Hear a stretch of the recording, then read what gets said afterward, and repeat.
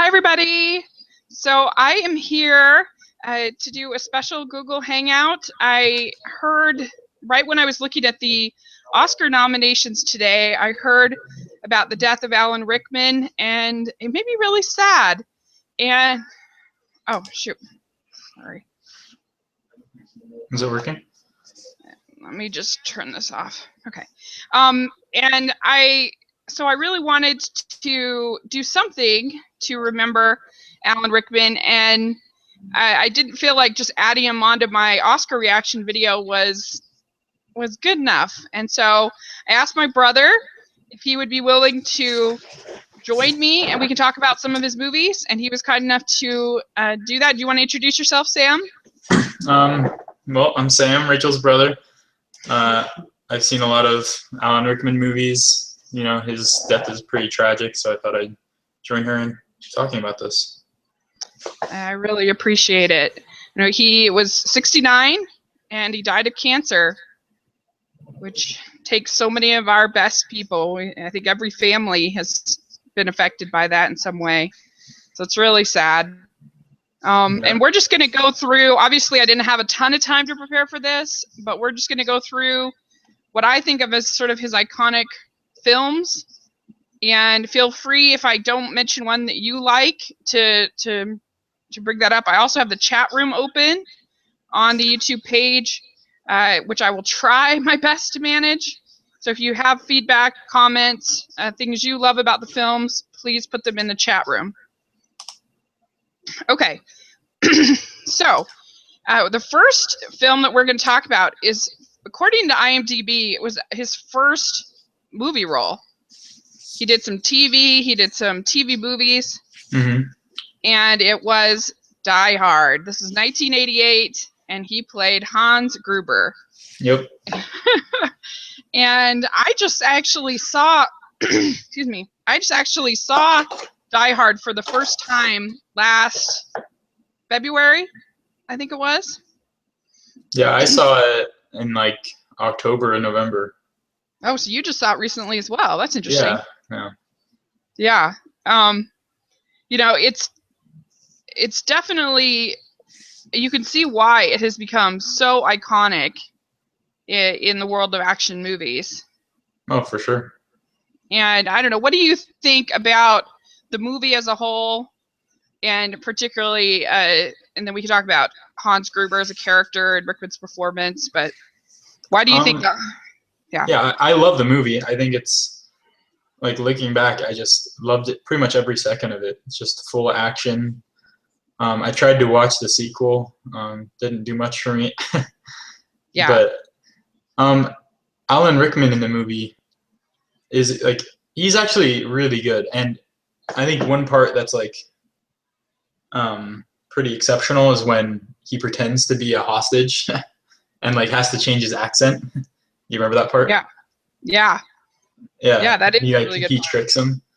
So he has a couple of, spots in that movie where he really shines. And well, that's the thing I think is so strong about the film, is that he's so smart. Yeah. He's smarter. He's the smartest person in the movie. And you almost never see that in an action movie in particular, but particularly, I mean, you almost never see that at all in villains, but particularly action movie villains, you almost never see. Like, occasionally we'll see a Joker or somebody like that that's, really smart, but for an action movie, it's extremely rare. For sure. Even just his basic plan is really smart. To have this front of hostages on Christmas, when everybody's going to be gone, everybody's going to be kind of a thing, it makes sense to have this front of, we're going to pretend to be this terrorist organization taking hostages, but the real thing is to steal the money, the $640 million from the Nakatomi Corporation. And so, it would have, it should have worked. It was so close to working. And I don't know, I just think that's part of the reason why he's so memorable, is because he is so smart. Yeah. Definitely breaks kind of the trope of dumb action movie villains, so that's nice. Yeah, I mean, if you think of it compared to he's certainly smarter than any James Bond villain I could think of. No, just depends, I guess. But yeah, there's You know. certainly, it's like, besides the very end, I guess he's just trying to kill him. He's not trying to like set up an elaborate trap or something. And Yeah. it's not. He doesn't like let him get out of the situation. I guess there's been a few Bond villains that were as smart, but I just think his plan is so solid, and that's what I really like about his character. It makes you interested in what he has to say. I think also there's a lot of humor in his character. Yeah, well, him and Bruce Willis kind of bounce off of each other. So. Our aunt Kate Richards says, I don't think it takes much to be the smartest person in a Die Hard movie. I don't know if that's you can make that point, I guess, but the plan is pretty smart. I don't know. If I was Bruce Willis, I don't think I would have survived. No. I mean, part of what makes the movie work, I think, is that it's just so palatable, and it's so like it feels like, I mean, just things for like when he's stepping on glass. That's probably my favorite scene in the movie, because it feels like he's really stepping on glass. There's no like, dodging explosions, and there are some explosions, but I don't know, it just feels palatable. It feels real, and I think he just makes it so much fun. Yeah. And I haven't seen any of the sequels. So I watched the second one, and it's okay. It's just they aren't as good. Yeah. So what's the next movie on your list? Okay, and let's just see if I have anything else to say about that. But okay, so the next, he also does have some pretty funny lines as far as the ho ho ho, kind of a thing. Yeah. Okay, so the next film is Robin Hood, Prince of Thieves. And this was in 1991. Have you seen this movie? I don't think so. I haven't seen it in a long time, I'll be honest, but it's not a good movie. But he plays the Sheriff Nottingham. Okay. And he is one of those examples of somebody in a bad movie that gives a good performance. Right. He's very brutal. He's ruthless. He's violent. He's mean, like there's no sort of, campiness at all, that say you get in the Disney one or some of the older ones. The reason why it's a bad movie is because Kevin Costner is really bad in it. I guess I can't really imagine Alan Rickman giving a bad performance for some reason. Yeah, that's right. It just seems that he was a solid actor all around. Yeah, I mean, and he was able to get so many notes. We think of him as this villain, but we'll see now some other things that he is able to. He's a fully rounded actor, which with something as big as your first role to be Hans Gruber, for him to break out of that is pretty impressive. But definitely in Robin Hood, he is a beast. There's no doubt about it. And, it's just Kevin Costner has an American accent, and he's really hamming it up, and it just is a terrible performance in my memory. But Alan Rickman is very, very good and menacing in the part. So that was the next one I had. So I have down Sense and Sensibility. Yes, so that's my next one. Okay. 1995. And so have you seen this film? Yeah. So, of course, Jane Austen is near and dear to my heart. And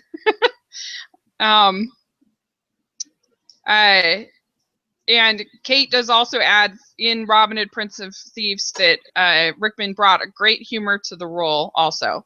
And that's definitely true. There's a sarcasm kind of to most of his villain parts, even when we get to Snape later on. Yeah. That always seems to sort of work. Maybe not in all of them, but in most of them.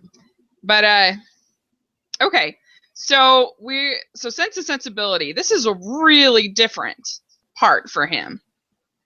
Yeah. Compared to these other films we've been talking about, and basically the character of Colonel Brandon is this older man who sort of falls in love with Kate Winslet, which how can you not, right?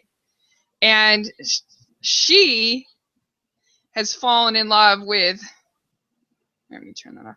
She has fallen in love with this guy named Willoughby, who's this like good-looking, young, rogue kind of character. And of course he has to sit and watch as and we find out through the course of the movie. I should have said, I guess at the beginning, there are going to be some spoilers in this video. Whatever. But yeah, you always have to say that in the internet world. But yeah. So anyway, we find out that there is more to Colonel Brandon than we first realize when he has to leave a party that's being thrown at his house under great distress. And we don't really know why. And then later on, we find out that we find out why he has this meeting with Eleanor, because he's trying to find out if Marianne and Colonel Brandon are engaged. I mean, Marianne and Willoughby are engaged.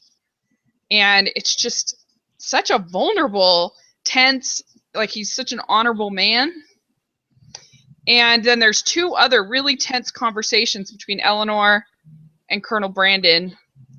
One where after Willoughby and Marianne have broken up, he comes and tells Eleanor about the reason why he left the party. And that was because the child he is the guardian of, that was the child of his love, that she was wooed by Willoughby and then left pregnant and abandoned. And so that's why he had to leave at the party. And so he's telling her this, I don't know, just to let her know that there's a reason why he left her, that it wasn't because he didn't love her, and it's just a really honorable, heartfelt, you just feel the vulnerability in the performance. And then the final scene that we get with him and Eleanor is when he offers to provide a living for Edward and Lucy when they're being turned out because he feels sorry for them. And so there's just this great scene where Eleanor is in love with Edward, and here Colonel Brandon is asking her to tell Edward that Colonel Brandon will help them. And anyway, so he's just like a really kind, really compassionate, honorable man. So I don't know. What do you think about any of those scenes or the character? To be honest, it's been forever since I've seen it, and I think when I did see it, I was probably asleep 90% of the time. Not a favorite of yours, then. Well, it sounds like a movie that I would watch kind of with my sisters and just fall asleep on the couch, Yeah. But yeah, I remember seeing it. I don't remember very much about it. Well, I just think what's remarkable is that, like, it should be a character that we don't really bond with because he's so much older than Marianne, and Marianne's just had this crazy romance with this dashing young man, and here's this old kind of frumpy guy. But because it's Alan Rickman, and because he has sacrificed so much and he's been such a good man, you're happy at the end when they get together. Which on paper you really shouldn't be. And I think that shows a lot to him and his performance. And so I do really love him in the film. And I think that Ang Lee does a really good job directing the film as in general, of just creating tension in the sense that people are sitting a lot, if that makes sense. Like, just that you're waiting for things to happen, and there's just this growing tension of waiting and waiting and waiting and waiting and not being in control of your own life, if that makes sense. Like Colonel Brandon's waiting, Marianne's waiting, Eleanor's waiting. And I think that leads to really, interesting characters, and it's partly the genius of Jane Austen. But okay, so the next movie that we're going to talk about, and I'm really excited to talk about this one, is from 1999. This is Galaxy Quest. Never even heard of it. What? You haven't seen Galaxy Quest? No. Oh my gosh, it's so good. You have to see it. Like, I'm being completely new in here. It's hilarious. I can't believe you haven't seen it. He basically plays this. It's just like a spoof on Star Trek. Kind of, but I've never watched an episode of Star Trek in my life, and I still find it hilarious. It's kind of a spoof on Star Trek, spoof on fandoms, spoof on TV, spoof on everything. And basically, like, he plays this man named Alexander Dane, and him and Tim Allen and Sigourney Weaver are part of this team that are part of this show called Galaxy Quest. And he's like this uppity actor who the very first line you hear from him is they're at like a Comic-Con, and the very first line you hear from her is, "I played Richard III and got 5 curtain calls." He's like, "I'm not going out there. I'm not going to do it, and I'm not going to say that line." His famous line. He's just really sarcastic, and he's really funny. And basically the plot of the movie is that aliens come down, and they've seen the show, and they think that the show is real. Mm-hmm. And so they like abduct the actors who are in costume at Comic-Con and take them to fight the evil aliens who are. And it sounds stupid, but it's so funny and so well written, and there's really great banter between him and Tim Allen. And his big line that he hates is, by Grabothar's hammer, you shall be avenged." And everybody like will come up to him and say the line, say the line. And I don't know, it's really funny, and just his expression and the way that he talks. And I really like there's one scene where him and Tim Allen are talking, and he says, "You're just going to have to figure out what it wants. What is its motivation?" Talking about the evil alien. Mm. And the Tim Allen says, "It's a rock monster. It doesn't have motivation." and he says, "See, that's your problem, Jason. You were never serious about the craft." Of the acting. Yeah. It's a really funny movie. You should see it. I'll have to check it out. It's good to know. Yeah, it's really good. So, all right. Well, okay. So then the next film that I wanted to talk about is 2003. And I am going to do all the Harry Potters together. Yeah. Because that just made the most sense. Well, we're only going to talk about 3 of the Harry Potters, but it's 2003. We're going to talk about Love Actually. And this one you probably haven't seen either, have you? No. No. So I don't know if you know the conceit of Love Actually. Have you heard of it? I've heard of it, but I've never seen it. Yeah. So basically, like, it's telling all these different love stories. Mm-hmm. And you get all these great British actors, and it's the film that did that thing right. And the interesting thing about because him, Alan Rickman, and Emma Thompson, who's like my favorite. I love Emma Thompson. They play a couple. They're a married couple. And I forget what his job is. He's a professor or something like that. Anyway, he is really tempted by this new secretary that is hired. And of course, the film was set around Christmas. And he buys the secretary a present, and Emma Thompson finds out about it because she thinks it's for her at first, and then he doesn't give it to her.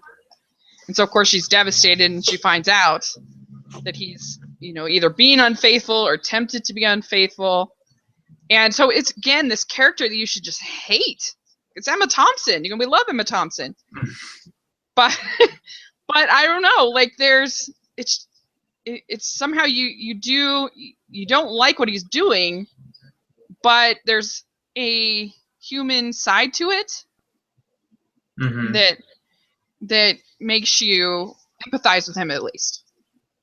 And it's the one part in the movie that's sort of ends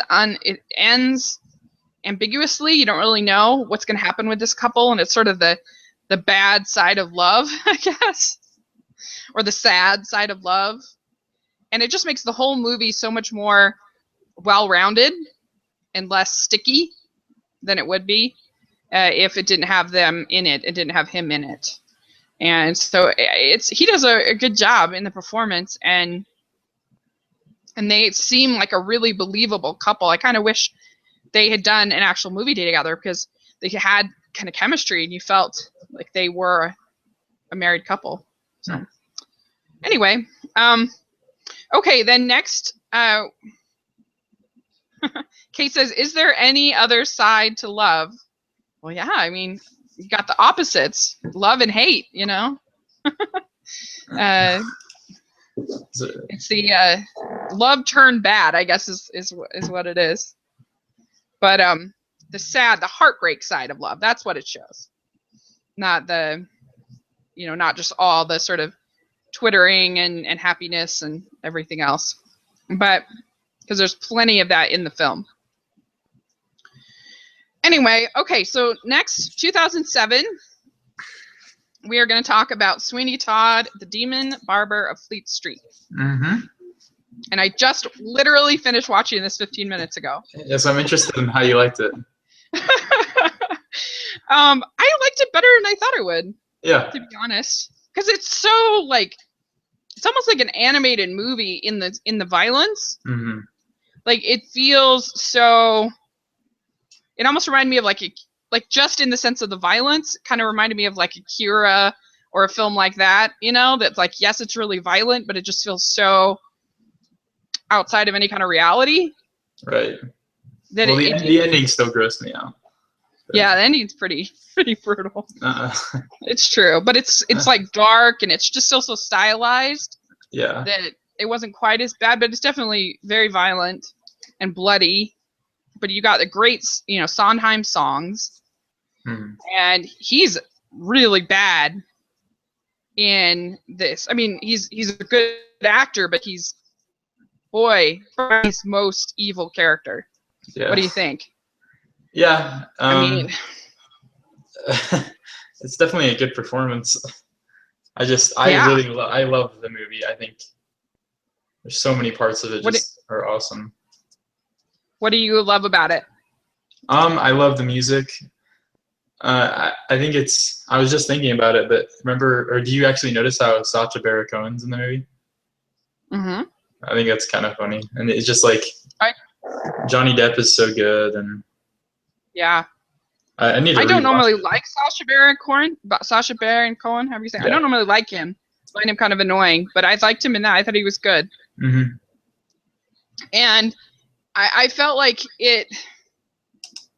I don't know. It's a Tim Burton movie. I actually appreciated his aesthetic. It kind of worked for the movie, and I don't know, making it kind of that darkness. Yeah. Kind of made it. How do you explain it? It kind of made it into a cartoon, as opposed to it was more like a fantasy world. Yeah, it's like in this situation, the stylization worked for the plot and the characters, as opposed to like something else, like Batman. Yeah, yes, as opposed to like his Alice in Wonderland, which to me that didn't. Alan Rickman's actually in that, but to me that didn't work. That's not the Alice in Wonderland that I know. That's not the Alice in Wonderland that, it's supposed to be about nonsense and fun and joy and, all that stuff. And sure, it has darker elements, but it was just, his aesthetic didn't work. But for this, I felt like this is a really dark story, of course. And so I felt like it worked. It's basically like a scary, a scary movie. That sounds stupid, but it's basically like a scary story. If someone's going to tell you like a ghost story, Yeah. it's kind of like that. And it reminded me of sort of Edward Scissorhands a little bit. Yeah. Or have you ever seen Style. Sleepy Hollow?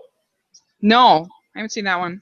It's like, I mean, all of his, when you come down to it, a lot of his movies are pretty similar, like as far as stylization, but Yeah. kind of reminded me of that. Well, and Helena Bonham Carter's really great in it, and and Alan Rickman isn't in the movie that much, but he's so evil Yeah. when he's in it. And I was so impressed with the Pretty Woman song. Oh yeah. He's a good singer. Yeah. I mean, I think he's better in that song. He's better than Johnny Depp. Like, he has a nice, rich, full sound that surprised me. I don't know why it surprised me, but it did. I mean, because he's basically, like, the whole story of Sweeney Todd is basically hinging on his evilness. Yeah. You know, because he's, like, taken Lucy, Barker's wife, and she ends up, you know, he rapes her, he drugs her, she ends up dying, and now he's, like, basically kidnapped, imprisoned Joanna, and you know, it's a really, you know, I love the Joanna songs. I thought that was really moving. But now he wants to marry her. He's basically raised her. Now he wants to marry her.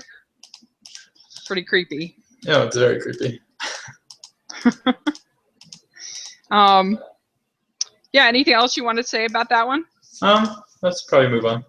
Okay. All right, so now we're going to get to Harry Potter. And I admit, I'm not a Harry Potter expert. I will do my best. I am not either. You know a lot more about it than I do. Maybe. Okay, so I thought we'd talk about 3 that I think are the most important Snape movies. And that's just my opinion. Again, I'm not an expert. But the first one, I thought we'd just talk about the first Harry Potter movie. Okay. Harry Potter and the Sorcerer's Stone. Because this is where we get introduced to Severus Snape as the main antagonist, aside from Voldemort, of the movie. Yeah.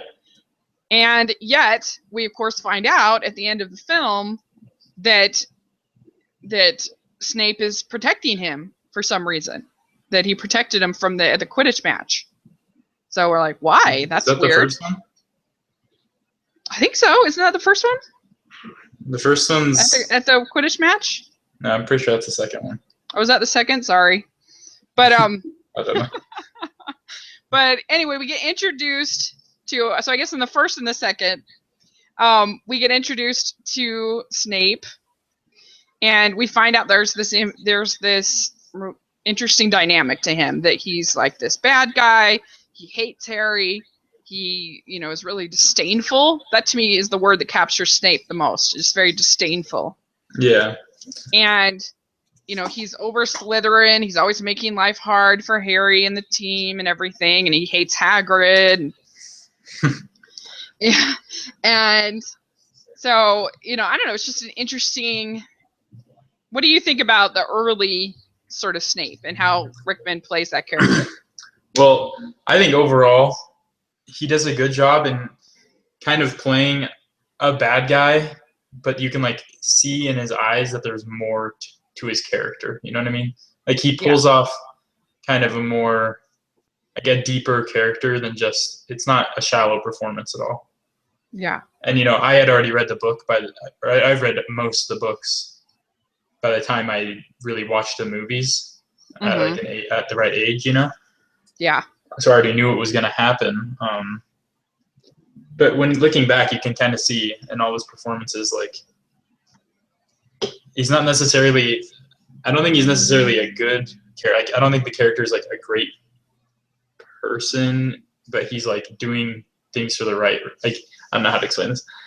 He's kind of a jerk in a lot of ways, but you just never know until the ending that he's been doing all this, I mean, all these great things behind that facade of like evil. Mm-hmm. Mm-hmm. Yeah, and like you do get little hints kind of all the way, and you don't know kind of why, and that's sort of one of the questions throughout the whole series is what's up with Snape? Why does Dumbledore trust Snape? I think that's a big question. Like, why does he have them working there? Why does he, why does he seem to have a pretty good relationship with, between Dumbledore and Snape? That always seems weird until the end. And I just think there's sort of that sniveling, sarcastic disdain that's really entertaining in a villain character, especially one that you're going to be around for so long. Not Dumbledore, Voldemort works because we really don't see him very much. Right. It's sort of this presence of evil. But for a villain that we're going to see a lot, you kind of need that humor and that sarcasm, I think, to make it work. Otherwise, it's just overwhelming, especially for kids. Right. So, okay, so then the next one that I wanted to talk about was Harry Potter and the Half-Blood Prince. So this is the 6th movie. Mm-hmm. And this is, I think, the most, well, I don't know. This is sort of one of his big movies. Right. He makes the unbreakable vow at the very beginning with Narcissa Malfoy to help Draco kill Dumbledore. So you get that right at the very beginning. You're like, oh my gosh, like you hate this guy. Holy cow. And, and then, Draco can't do it, of course. And so Snape kills Dumbledore. And that, can you remember what you first thought when you either read or saw that? Oh, I was angry. Oh my gosh, so angry. Well, it's like after that, Harry chases him down, and you're just like, come on, kill him. Like, come on. Yeah. You want him to be dead. Yeah. Yeah, that's like, I think that movie, as far as I remember, doesn't really have a lot of like good Snape moments. Like it's mostly like they just portray him as like a pure evil kind of guy in that movie. Until the next one where they kind of explain why he did all the things that he did in that one. Yeah. Yeah, it's true. It's more just like you're just building up this hate for him. And Harry is as well. Like it's, you're just, oh my gosh. And it just does a good job with him from the very beginning. And I think it's really, that movie is some of the best acting in the series, in my opinion, particularly from, I think Draco is really strong in that film. You just see this vulnerability of another character that you just thought was a bad person. Yeah. And here he can't do it. He can't kill Dumbledore. And so I think that makes Snape seem even worse, because we already hate Malfoy. We think he's the worst. And Snape does something Malfoy can't even do, Like, yeah. So what's the next one? Part 2? Yeah. So the next one is Harry Potter and the Deathly Hallows Part 2, because he's really not in Part 1 that I can remember. No, not really. Much at all. I don't think much happens in Part 1. I don't like Part 1. I think it's really boring. It's just like a bunch of camping and looking for clues and stuff. Like, I don't like it. A lot of people do. And bless your heart if it's your favorite, but it's just not mine. But Part 2. So here we get basically. I forget where it is in the movie, but Voldemort tells Snape that he can't use the wand, the Elder Wand, I guess it's called. If Snape is still, if the Half-Blood Prince is still alive. I think that's in like the fishing hut, right? When they have that confrontation. So. Yeah, and so it's in the boathouse or whatever. Yeah. See, Kate says, I just read that Rickman was one of the only people that knew Snape's history early on. When asked by directors why he was playing a scene the way he did, he would just say he knew things they didn't. Well, that explains so that's really yes. interesting. That's really interesting. That's cool. So, maybe she wanted that kind of performance out of him, so it would make sense in the long term. Yeah, cool. I believe it from J.K. Rowling. That's really cool. That is really cool. So basically, so Voldemort kills Snape, but before he can die, he gives his memory to Harry to put in the pensieve. Mm-hmm. And this is sort of Snape's shining moment, I guess you could say, in the pensieve. You learn about that, you know, how much he loved Snape, and you learn that Kate also says this made his take on the character more accurate than it would have been. Yeah.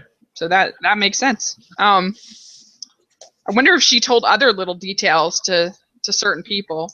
Well, I think his is probably the most important like character arc as far as like secrecy goes. Like throughout, like there's not really anybody else who has like a huge change in like viewpoint at the very end, at least from the audience's perspective.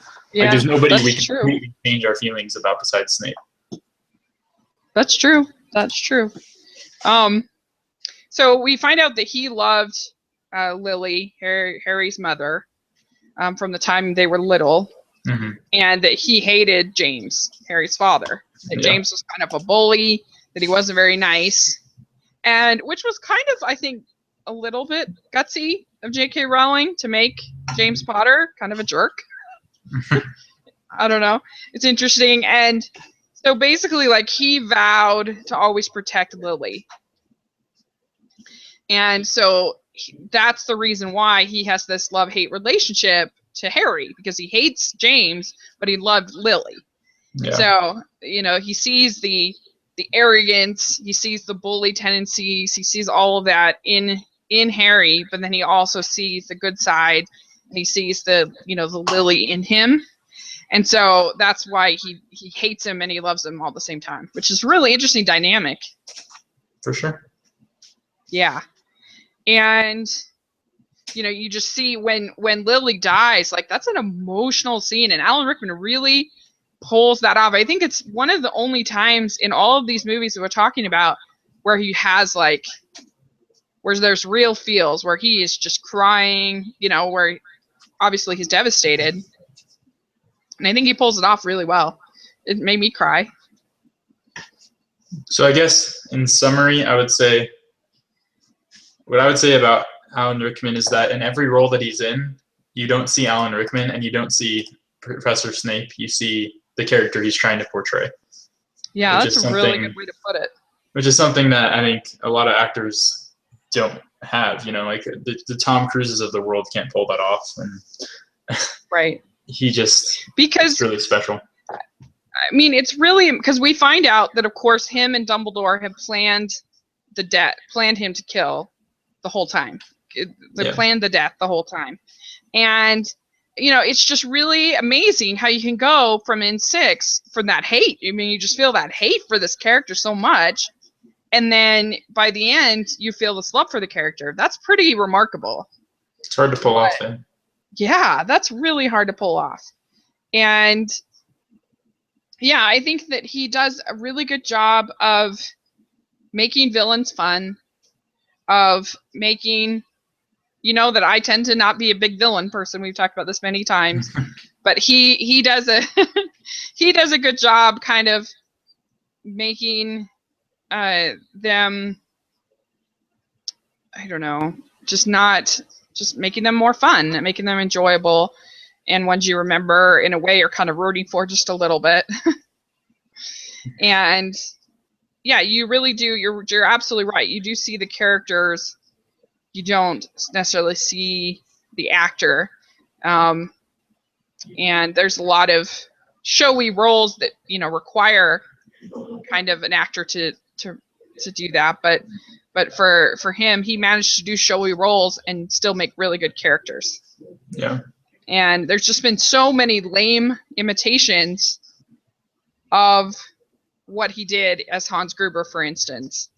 And yet he could still do comedy with Galaxy Quest. He could do something sad with Love Actually. He could sing, for goodness sakes, in Sweeney Todd. And, he could be in Sense and Sensibility, a period piece, and be a love interest. That's crazy. And so it's pretty diverse, actually. And I have to say, unfortunately, he directed a movie last year called A Little Chaos.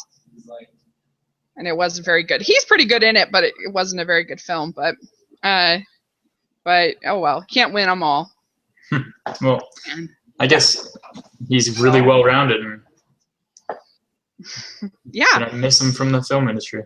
So. I know. I really will. I don't know. Just so anyway, that's sort of all I had. Those were the films. Was there any others that you? No, those are all that I had on my list.